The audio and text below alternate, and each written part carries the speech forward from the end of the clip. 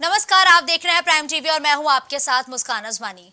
तो अमृत भारत स्टेशन योजना के शिलान्यास कार्यक्रम में उस समय हंगामा खड़ा हो गया जब भाजपाइयों द्वारा लगाए जा रहे भारत माता की जय का बसपा सांसद दानिश अली ने विरोध किया और विरोध इतना बढ़ गया कि भाजपा के एमएलसी और साथ ही बसपा के सांसद एक दूसरे के आमने सामने आ गए और झड़प तक की स्थिति पैदा हो गई।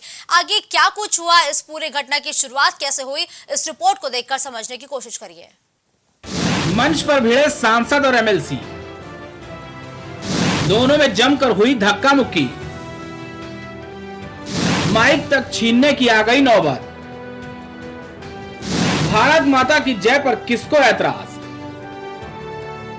सरकारी कार्यक्रम के दौरान गरमाया माहौल।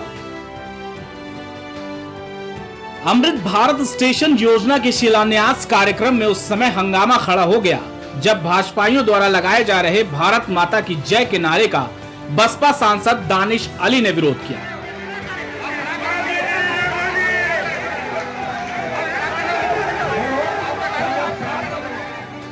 सांसद ने नारों के बीच कहा कि यह सरकारी कार्यक्रम है, न कि भाजपा पार्टी का, जिसके बाद काफी देर तक हंगामा हुआ। हालांकि बाद में भाजपा के वरिष्ठ पदाधिकारियों और रेलवे अधिकारियों ने मामले को शांत कराया, जिसके बाद प्रधानमंत्री मोदी को वर्चुअल सुना गया।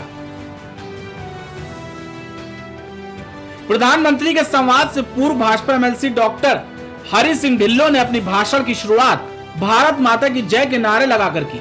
वहां मौजूद भाजपाइयों ने भी भारत माता की जय के साथ पार्टी के समर्थन में नारे लगाने शुरू कर दिए।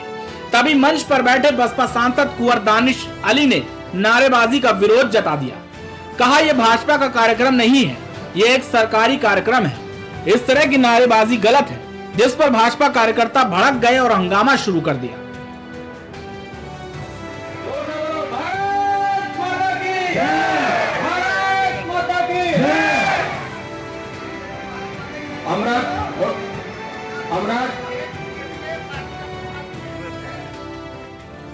अन्य भाजपा नेता भी विरोध में उतर आए और नोकझोंक शुरू हो गई। करीब 10 मिनट तक हंगामा होता रहा। बाद में एमएलसी डॉक्टर हरि सिंह ढिल्लों समेत अन्य पदाधिकारी और रेलवे अधिकारी बीच बचाव के लिए पहुंचे। उन्होंने किसी तरह मामला शांत कराया, जिसके बाद शांतिपूर्ण तरीके से प्रधानमंत्री को वर्चुअल सुना गया। Output desk prime TV. Bhajpa के प्रदेश मंत्री और सुल्तानपुर जिले के प्रभारी शंकर गिरी ने स्वामी प्रसाद मौर्य को लेकर एक बड़ा बयान दिया है। दरअसल वाराणसी में ज्ञानवापी मामले में सीएम योगी के बयान के बाद स्वामी प्रसाद मौर्य ने अपनी प्रतिक्रिया दी थी। इसी प्रतिक्रिया को लेकर जब भाजपा प्रदेश मंत्री शंकर गिरी से सवाल किया गया तो शंकर गिरी ने कहा, पागलों के बारे में ज्यादा रिसर्च करना और बयान देना मूर्खता है। उन्होंने साफ कहा है कि स्वामी प्रसाद को अपना दिमाग का इलाज करवाना चाहिए। भाजपा में रहते हैं तो राम राम कहते हैं। को लेकर कहते हैं कि वहाँ पे जो है बौद्ध मंदिर था और माननीय मुख्यमंत्री योगी जी कहते हैं कि वहाँ त्रिशूल मिल रहा है। इसी पागलों के बारे में ज्यादा रिसर्च करना, ज्यादा बयान देना मूर्ख। स्वामी प्रसाद मौर्य जी को जाके अपने दिमाग का इलाज कराना चाहिए। जब भाजपा में रहेंगे तो राम राम कहेंगे और भाजपा में जाएंगे तो कुछ और बोलेंगे। वह बेसुरा आदमी है, पागल आदमी है। पागलों के बारे में ज्यादा चर्चा हमको नहीं करनी चाहिए। अगर कल को आपकी पार्टी में आना चाहे तो उनको लेंगे तो न भविष्यति, ऐसे पागलों को हम लोग आगरा पागल खाने में भेजेंगे, भाजपा में नहीं लेने वाले। ठीक है ना। नू में दूसरे समुदाय के लोगों के द्वारा हिंदुओं को निशाना बनाए जाने के विरोध में हिंदू महासभा की राष्ट्रीय सचिव डॉक्टर अन्नपूर्णा भारती उर्फ पूजा शकुन पांडे के नेतृत्व में कार्यकर्ताओं ने अपर सिटी मजिस्ट्रेट हरिलाल सैनी को एक ज्ञापन दिया है और उसमें मांग की है कि ऐसे लोगों के खिलाफ कड़ी कार्रवाई की जाए जो हिंदू लोगों को टारगेट बनाकर रखते हैं।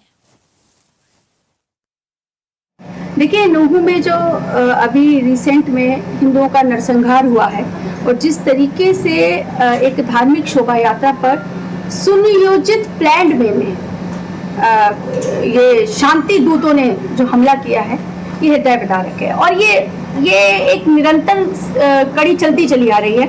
उससे पहले मणिपुर में हमने देखा, हम केरल में देख रहे हैं, हम बंगाल में आए दिन देख रहे हैं, बेटियां खींच ली जा रही हैं और टारगेट केवल हिंदू है। ये कहने में तो मुझे कहीं पर भी कोई शक शुबा या डाउट ही नहीं है। जो आंकड़े हैं और आजकल सोशल मीडिया का जमाना है कि केवल हिंदू बहन बेटियां और हिंदू ही टारगेट किए जा रहे हैं, तो मेरे को समझ नहीं आ रहा है कि आखिरकार हिंदू बावजूद जब इन लोगों के इतने हौसले बुलंद हैं तो होगा क्या। और यही चिंता में आज हमने महामहिम को राष्ट्रपति जी को प्रेषित किया है एक अपनी ओर से ज्ञापन, और उसमें महासभा द्वारा किस तरह का ज्ञापन दिया, क्या उनकी मांग है? मूल प्रकरण में जो है हिंदू महासभा द्वारा बहुत रोष व्यक्त किया गया है और अपने 4 सूत्री मांग रखी है, उसका ज्ञापन आज हिंदू महासभा के महानिदेशक डॉक्टर पूरा द्वारा दिया गया, इसको जिलाधिकारी महोदय के माध्यम से राष्ट्रपति तक पहुँचाया गया।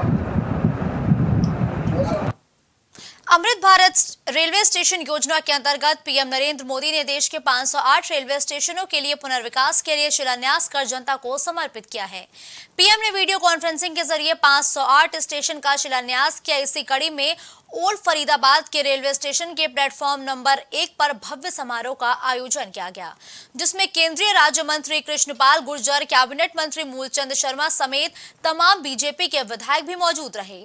समारोह में लोगों को संबोधित करते हुए केंद्रीय राज्य मंत्री कृष्णपाल गुर्जर ने कहा कि आज बहुत शुभ दिन है, क्योंकि आज देश के 508 रेलवे स्टेशन का नवीनीकरण प्रधानमंत्री नरेंद्र मोदी द्वारा किया गया है। 2047 में भारत विकसित भारत हो, दुनिया का श्रेष्ठ भारत हो, उसके लिए पिछले 9 साल से नरेंद्र मोदी जी की सरकार दिन रात जी तोड़ मेहनत कर रही है। आज उसी कड़ी में जब भारत को विकसित भारत बनाना है तो भारत के हर क्षेत्र में कोई सुविधा हो जो देश के विकसित देशों में वहां के नागरिकों को मिलती है।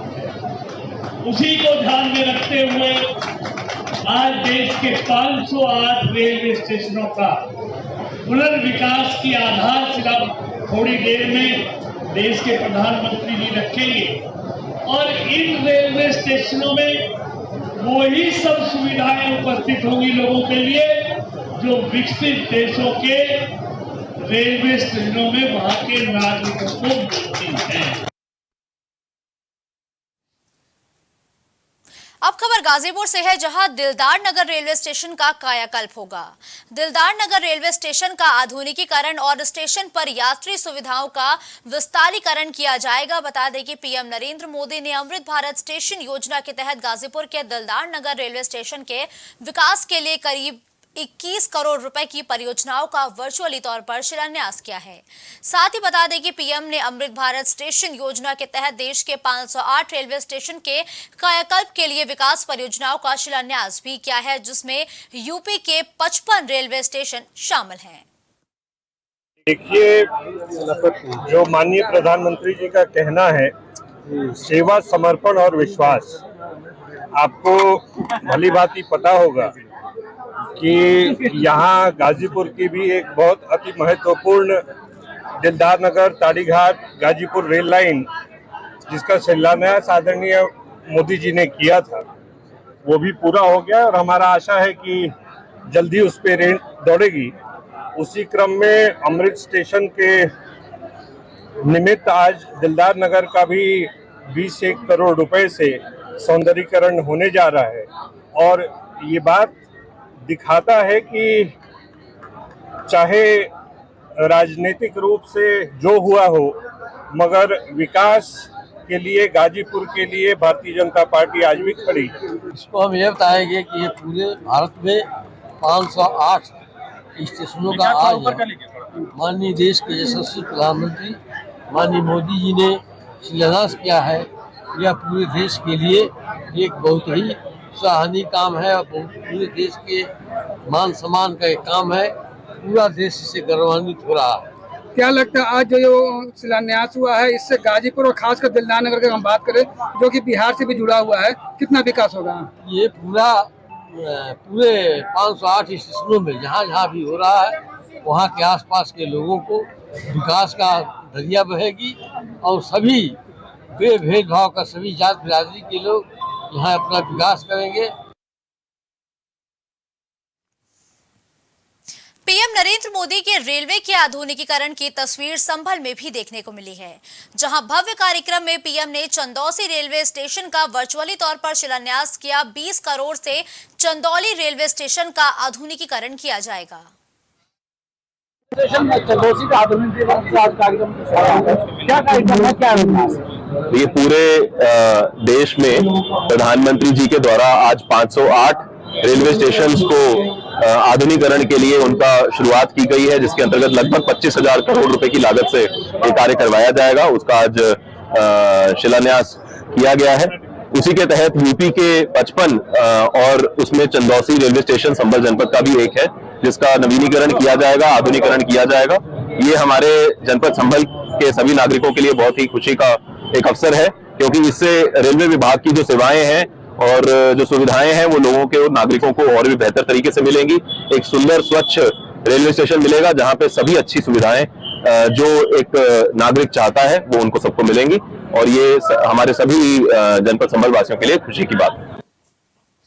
अब खबर महराजगंज के सोनौली क्षेत्र से है, जहां 3 स्थानों पर एसडीएम नौतनवा ने 14A गिरोहबंद और असामाजिक क्रियाकलाप निवारण अधिनियम के अनुपालन में प्रशासन ने बड़ी कार्रवाई के क्रम में खेत के साथ बाउंड्री को ढोल नगाड़ा बजाकर सील करते हुए कुर्की की कार्रवाई की है। वहीं इस कार्रवाई के दौरान बड़ी संख्या में पुलिस फोर्स मौजूद रहा। इस संबंध में एसडीएम नौतनवा मुकेश कुमार सिंह ने बताया कि गिरोह बंद अधिनियम के तहत 1 करोड़ ये कहता है कि 1 करोड़ 1 लाख रुपए की कीमत की इरफान खान और 55 लाख रुपए की कीमत की आमिर खान की संपत्ति को कुर्क किया गया है।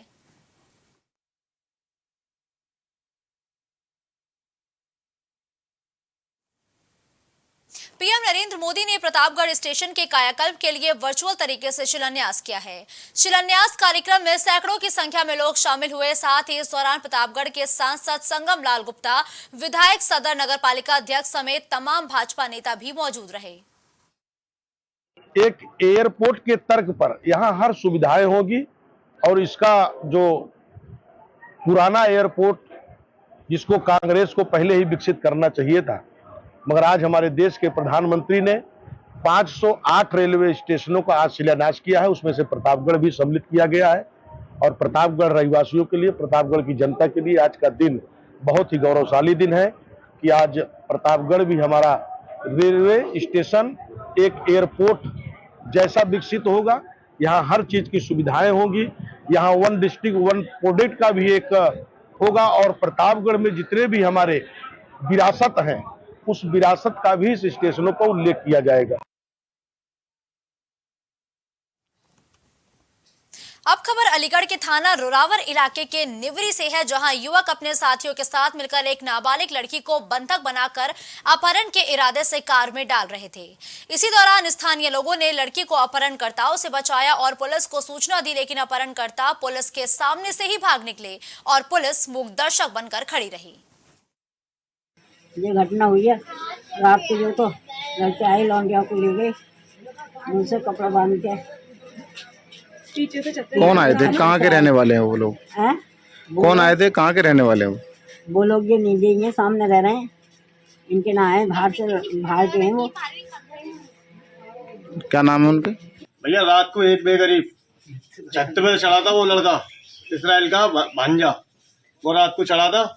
तो उनने जो नीचे लड़की को बेहोश करा, उसके हाथ पैर बांधे, मुंह पे जो टेप लिपेटा, उसको इस कंबल में लिपेट के लेके आया, स्कॉर्पियो में डाल के पीछे डिग्गी में लेके जा रहे थे।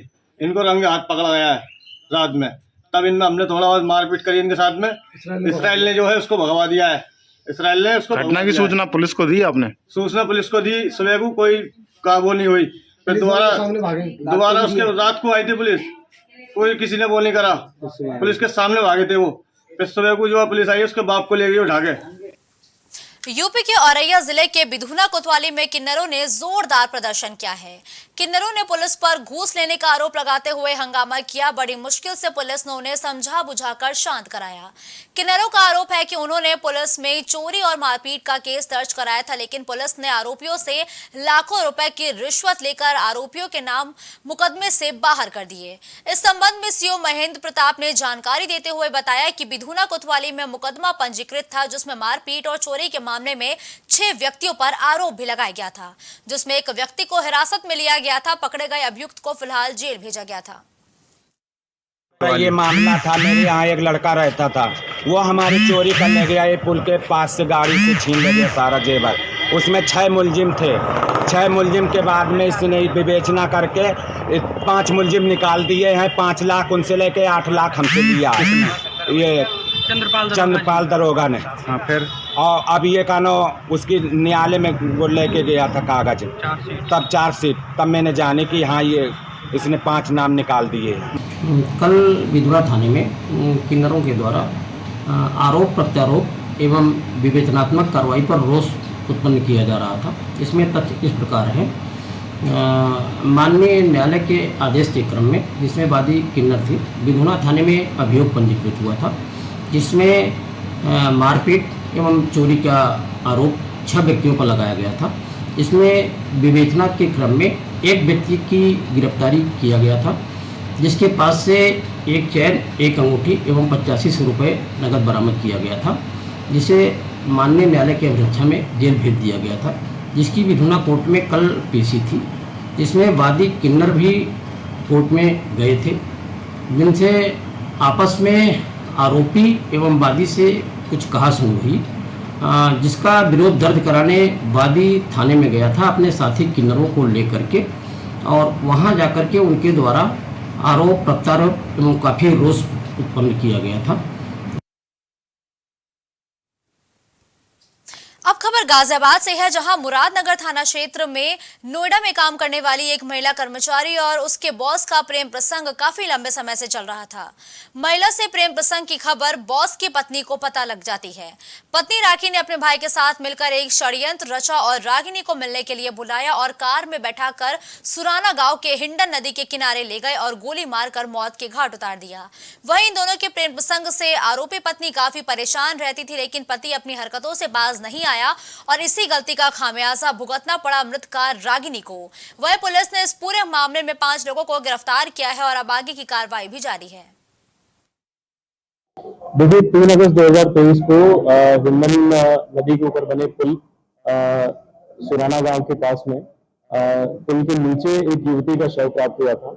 पीआरवी की सूचना के माध्यम से पुलिस द्वारा तत्काल कार्रवाई करते हुए शव को कब्जे में लेके पोस्टमार्टम कराया गया और शिनाख्त कराई गई। उसके बाद जो परिजनों युवती की जो पहचान हुई वो रागिनी, जिसकी उम्र 21 वर्ष है, वर्तमान पता सेक्टर 22 नोएडा की रहने वाली है, उसके रूप में हुई। उसके परिजन द्वारा, उनके सिस्टर के द्वारा थाना मुरादनगर पर एक लिखित तहरीर भी दी गई, जिसमें उन्होंने 3 लोगों को नामजद किया, जिसमें कि बंटी की पत्नी बंटी की वाइफ राखी और राखी का भाई अमित, इन तीनों के नाम से तहरीर दी गई।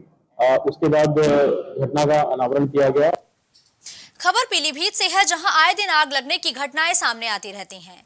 वही अग्निशमन को लेकर प्राइम टीवी की टीम ने जमीनी हकीकत जानने के लिए वी बाजार में पहुंची, तो वहां के मैनेजर और वर्कर्स ने बताया कि वी बाजार में 11 से ज्यादा फायर सिलेंडर रखे हुए हैं, 2 इमरजेंसी गेट लगे हुए हैं और आगे बताया कि 2 फ्लोर वी बाजार में है और अग्निशमन को लेकर के हर सुविधा भी मौजूद है। आने वाले ग्राहकों के लिए अग्नि आपदा में किसी भी प्रकार की कोई दिक्कत नहीं होगी। गाजियाबाद के साहिबाबाद थाना क्षेत्र के शहीद नगर चौकी के पास एक युवक गंभीर हालत में घायल अवस्था में पाया गया है। सूचना मिलते ही मौके पर पहुंची पुलिस ने घायल को अस्पताल में भर्ती कराया है, लेकिन रास्ते में ही युवक ने दम तोड़ दिया है। बताया जा रहा है कि मृतक युवक पर किसी शख्स ने भारी वस्तु से वार कर दिया था, जिससे ये लहूलुहान होकर वहीं पर गिर गया था। मौके पर मौजूद लोगों ने पुलिस को इस पूरे मामले की सूचना दी। इसके बाद पुलिस इसे अस्पताल ले गई, जहां रास्ते में इसने दम तोड़ दिया है। आज दिनांक 6/4/2023 को शहीद नगर चौकी थाना साहिबाबाद को सूचना प्राप्त हुई कि लेबर चौराहे के पास 2 मजदूरों की आपस में लड़ाई हुई, जिनमें एक मजदूर के द्वारा दूसरे को लाठी से मारा गया। तत्काल घायल व्यक्ति को अस्पताल भिजवाया गया और अस्पताल ले जाते समय रास्ते में उसकी मृत्यु हो गई। कौन है मृतक और क्या आरोपी की पहचान हुई है? देखिए, मृतक के बारे में पूछताछ में पता चला है कि उसका नाम बहादुर सनाब कालू थापा है, जो कि मूलतः नेपाल का रहने वाला और यहाँ ऐसे टहल के मजदूरी करता था, कहीं भी अपना रुक लेता था, जो भी काम मिल जाए कर लेता था। जो उसके साथी मजदूर है उसकी अभी पहचान पूर्ण रूप से नहीं हो पाई है। पुलिस द्वारा उसके बारे में प्रयास किया जा रहा है तथा उसकी गिरफ्तारी के लिए टीम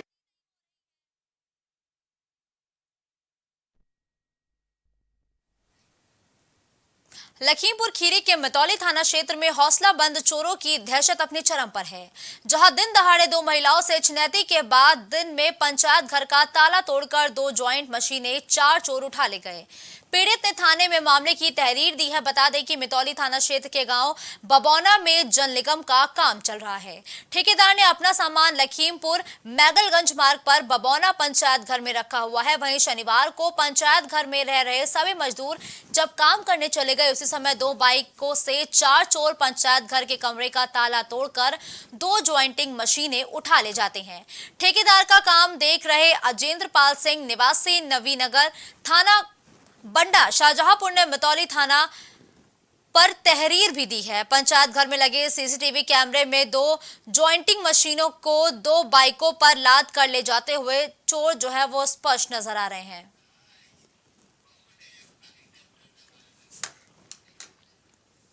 इस बुलेटिन में फिलहाल के लिए बस इतना ही। देश दुनिया की तमाम बड़ी खबरों के लिए आप देखते रहिए प्राइम।